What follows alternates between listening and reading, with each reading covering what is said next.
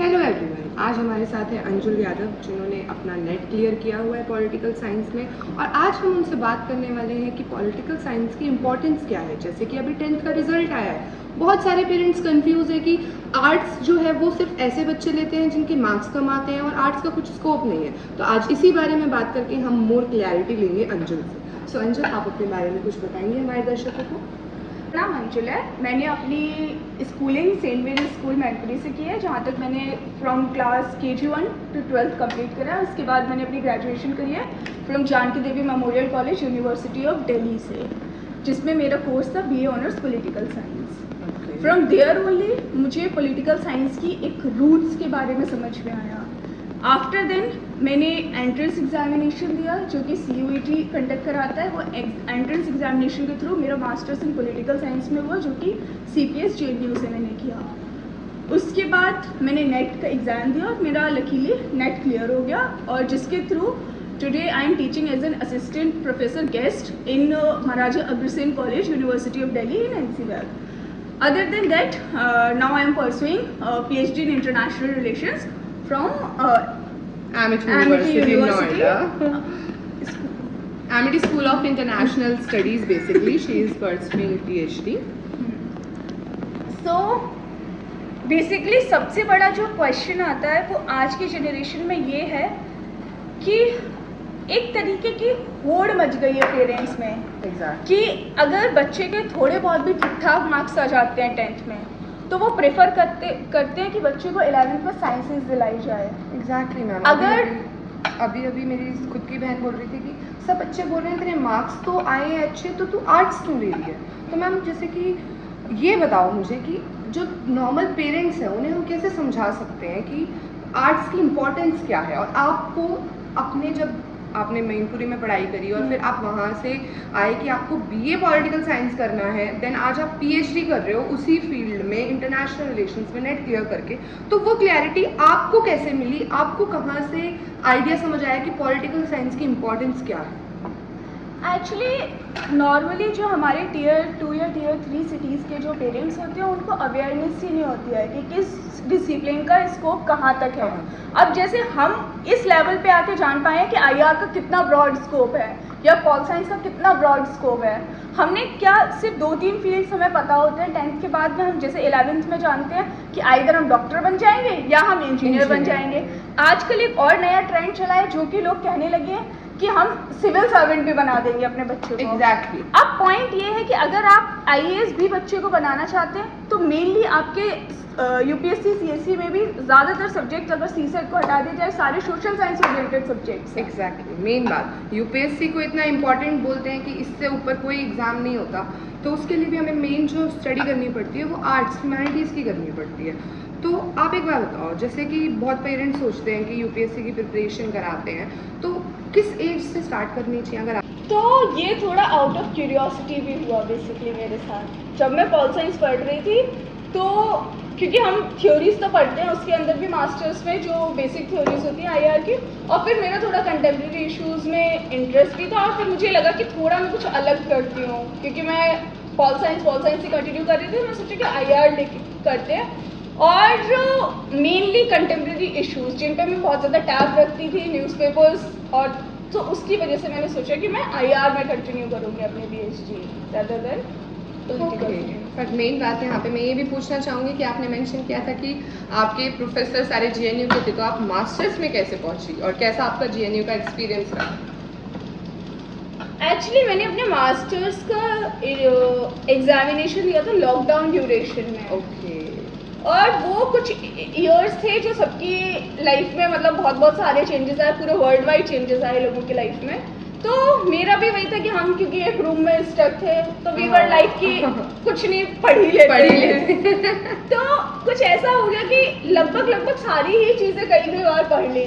तो वो एग्जामिनेशन मेरे लिए बहुत सिंपल हो गया, जो लोगों के लिए बहुत मुश्किल हो जाता है एक पॉइंट पे कि एग्जैक्टली, क्योंकि ऑल ओवर इंडिया से बच्चे अप्लाई करते हैं और सेम कोर्स के लिए अप्लाई करते हैं, और उसके मार्क्स भी काफ़ी, मतलब रेंज ऊपर चली जाती है, कट ऑफ। तो मैं मानती हूँ फॉर्चुनेटली मेरा आराम से हो गया JNU में। उसके बाद जब जर्नी वहाँ पे शुरू हुई, JNU इज़ बिल्कुल ही अलग। स्पेस। जो ड्यू में सोचा था उससे बिल्कुल अलग मिला आपको जेएनयू।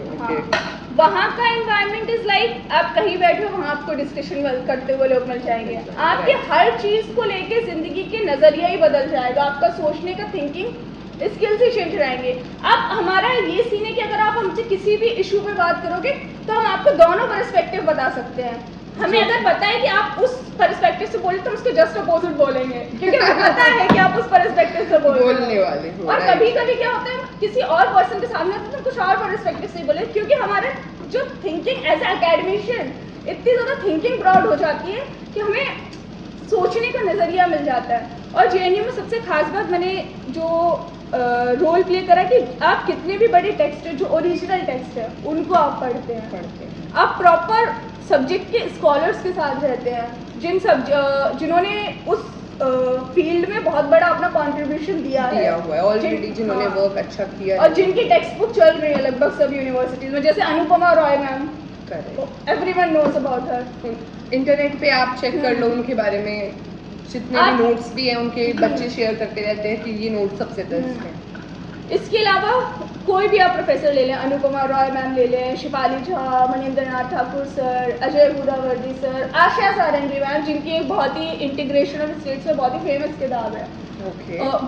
मैंने नहीं पढ़ी है, मेरे को बताना, मैं भी पढ़ूंगी थोड़ा। तो ये बेसिकली उस सब्जेक्ट के स्कॉलर्स थे। तो वहाँ एक तो हमने सबसे बड़ी चीज़ सीखी कि जो ओरिजिनल टेक्स्ट होते हैं उन्हें पढ़ना होता है और किस तरीके से पढ़ना होता है। रीडिंग स्पीड बढ़ गई थी, हम एक दिन में किताबें ख़त्म कर देते थे कहीं, क्योंकि हम ऑनलाइन भी पढ़ते थे, किताबें बहुत जल्दी हम ख़त्म करते थे। सो ऑनलाइन पढ़ते थे, इससे मेरी बात एक मन में बात आई, जैसा कि आजकल बच्चे एक बहुत ही बैड प्रैक्टिस स्टार्ट कर चुके हैं कि वो लोग चैट जीपीटी को क्वेश्चन डालते हैं और समरी ले लेते हैं, बुक्स नहीं पढ़ते। तो आपको क्या लगता है कि इसको कैसे ठीक किया जाए? मतलब AI is helping in summarizing, that is okay, but अगर जब तक आप टेक्स्ट नहीं पढ़ोगे तो क्या एसेंस मिल पाएगा उसका बच्चे को? एक्चुअली ये लास्ट 2-3 ईयर से बहुत बड़ा चेंज आया है। एक आप मान सकते हैं इसे रेवोल्यूशन भी मान सकते हैं, AI रेवोल्यूशन भी मान सकते हैं, और उसके नेगेटिव इम्पैक्ट्स भी हैं।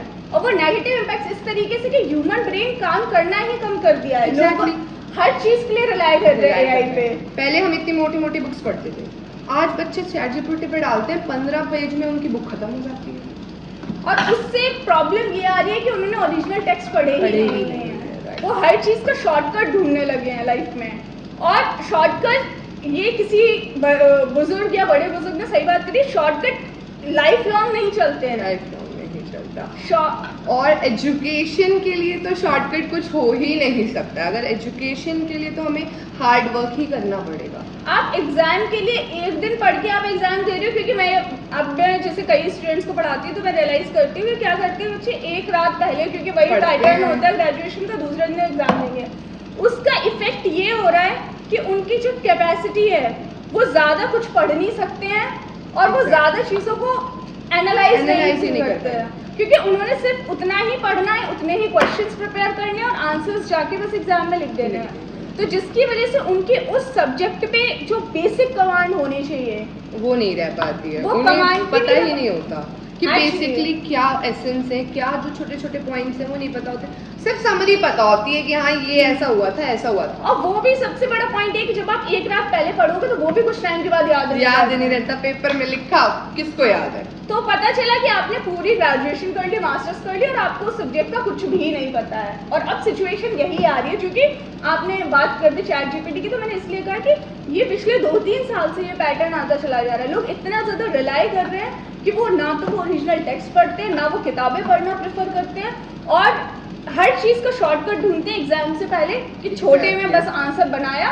दूसरे दिन आंसर रिप्रोड्यूस कर दिया जाके एग्जाम कॉपी में, दैट्स ऑल, खत्म। और उसकी वजह से कुछ टाइम के बाद आप उनसे 2-3 महीने के बाद पूछेंगे, पूरा जैसे उन्होंने पॉल साइंस पूरी पढ़ ली ग्रेजुएशन की, आप उनसे पूछेंगे जाके कि क्या क्या था, आप बेसिक आइडियाज़ पूछेंगे, liberty, equality, justice, no idea. तो ये जिस डायरेक्शन में फ्यूचर जा रहा है, ये है एक बहुत बड़ा क्वेश्चन मार्क की चीज़ है, जिसके लिए तो मैं प्रेफर करती हूँ कि लोगों को पर्टिकुलरली, या तो आप किसी डिसिप्लिन को ऑप्ट कर रहे हो, तो मैं तो मानती हूँ सबसे पहले उसका रीज़न आपका पर्सनल इंटरेस्ट होना चाहिए, राइट। और फिर अगर आप ऑप्ट कर रहे हो तो मैं मानती हूँ उसको सिंसियरली करो, नहीं तो मत करो, मत ही करो, राइट। आप कुछ और करो, जो स्किल्स के काम हैं या आप कुछ और प्रेफर करना चाहते हो वो प्रेफर करो, बट अगर आप किसी चीज़ को कर रहे हो तो उसको सिंसियरली करो, क्योंकि फिर आपको आउटपुट एक्चुअली में आउटपुट आएगा, नहीं तो सिर्फ वो डिग्रीज वाला आउटपुट रह जाएगा और कुछ नहीं। एक्शन करना चाहता हूँ। तो जैसे कि मास्टर्स में एक ग्रुप बना, अच्छे अच्छे टीचर मतलब प्रोफेसर से गाइडेंस मिली, ओरिजिनल टेक्स्ट पढ़ना शुरू करा, तभी out of curiosity first actually second semester के एंड में सारे मेरे क्लासमेट्स दे रहे थे एग्ज़ाम यूजीसी नेट का। From there I came to know कि ये एग्ज़ाम भी होता है। मेन प्रॉब्लम है ये कि लोगों को ये नहीं पता कि कोई एग्ज़ाम भी होता है, क्योंकि सबसे बड़ी प्रॉब्लम क्या है कि नहीं पता है लोगों को एक्चुअली टीयर 2 वाले बच्चों को या उनके पेरेंट्स को कि क्या स्कोप है और क्या करना है इस फील्ड में। तो from there I came to know for the first time कि यूजीसी नेटिंग एग्जामिनेशन होता है। मैंने फॉर्म भर दिया, क्योंकि सब्जेक्ट पे कमांड थी, मैं गई और लकीली मेरा एग्ज़ाम क्वालिफाई हो गया। अरे वाह। फिर मैंने डिसाइड करा मैं इसको फर्दर एजुकेशन के लिए परस्यू करूँगी। अब यूजीसी नेट की अगर हम बात करते हैं तो यूजीसी नेट का वही है कि अगर आप political science as a discipline opt करते हैं तो आपको 7-8 यूनिट हैं जो मैं टिप्स पे गिना सकती हूँ, उन पे आपकी कमांड होनी चाहिए। आपकी पॉलिटिकल थ्योरी पे कमांड होनी चाहिए, पॉलिटिकल थॉट पे कमांड होनी चाहिए, इंडियन और वेस्टर्न दोनों पे, इंडियन गवर्नमेंट एंड पॉलिटिक्स पे कमांड होनी चाहिए, कंपैरेटिव पॉलिटिक्स पे कमांड होनी चाहिए, पब्लिक एडमिनिस्ट्रेशन पे और इंटरनेशनल रिलेशंस पे, और उस पर थोड़ा सा पोर्शन इंडियन फॉरेन पॉलिसी का। अगर आप इन यूनिट्स पे कमांड करते हैं और आप अच्छे से ग्रेजुएशन और मास्टर्स करते हैं तो आई फील लाइक कि आप आराम से एग्जाम क्वालिफाई कर सकते हैं, और अगर प्रॉपर गाइडेंस मिल जाए तो आप और भी जल्दी क्वालिफाई। अंशुल, आपका फर्स्ट अटेम्प्ट था या आपने ज़्यादा अटेम्प्ट दिए इसके लिए? जी मैंने फर्स्ट अटेम्प्ट में qualified UGC NET for assistant professor. अरे फर्स्ट एग्ज़ाम में, फर्स्ट अटेम्प्ट में ही एग्ज़ाम क्लियर हो गया, that is very impressive. Anjul ma'am, क्या आप मेरे को एक बात बताएंगे कि यूजीसी नेट जेआरएफ में डिफरेंस क्या है, और जो हमारी गवर्नमेंट है वो क्या हमारी हेल्प करती है ऐसे एग्ज़ामों में? बेसिकली ये जो एग्ज़ाम है यूजीसी नेट अब ये 3 कैटेगरीज में होने लगा है, जिसमें PhD only, UGC NET for assistant professor and JRF that is for fellowship. So it's a new policy I think for PhD admission category recently added हो रही है। तो बेसिकली ये जो यूजीसी नेट क्वालिफाई करते हैं वो क्वालिफाई हो जाते हैं लोग असिस्टेंट प्रोफेसर के लिए। जो जेआरएफ क्वालिफाई करते हैं उनको मंथली स्टाइपेंड मिलता है, जो कि फेलोशिप होती है, जूनियर रिसर्च फेलोशिप होती है, वो गवर्नमेंट देती है जी। Thank you so much Anjul, अपने इतने बिजी शेड्यूल में से, पढ़ाने में से, पढ़ने में से टाइम निकाल के हमारी ग्लोबल भाषा एकेडमी के बच्चों के साथ थोड़ा सा इन्फॉर्मेशन शेयर करने के लिए। और मैं चाहूँगी कि हम आगे और डिस्कशंस करें, जैसे कि हमें बहुत सारे बच्चों को ये नहीं पता होता कि जो हमें बेसिक फाउंडेशन बनानी होती है कौन सी क्लास से बनानी होती है, पेरेंट्स को नहीं पता होता है कि कहाँ से हमें जेआरएफ की तैयारी करानी है बच्चों को, क्या जेआरएफ होता है, और इवन नेट का एग्ज़ाम है तो क्या है ये जो वैल्यूज़ हैं, और पीएचडी क्यों इंपॉर्टेंट है, पॉलिटिकल साइंस क्यों इंपॉर्टेंट है, इसके अलावा education as a main important क्यों है, एआई ने एजुकेशन को कैसे हैम्पर किया है, या एआई से एजुकेशन कैसे बेटर हो सकती है आने वाले टाइम में। और हम फ्यूचर में आपसे जल्द से जल्द मिलने वाले हैं और टॉपिक्स पे बात करने के लिए। और गाइज आप लोग भी कमेंट करके बताइए कि हम हमारी अंजुल मैम से क्या क्वेश्चंस पूछें, जो डीयू वाले बच्चे इनके वीडियोस देख रहे हैं वो भी क्वेश्चंस पुट करना हमारे लिए। Thank you ma'am. Also I believe education is most powerful weapon human can use to change the world.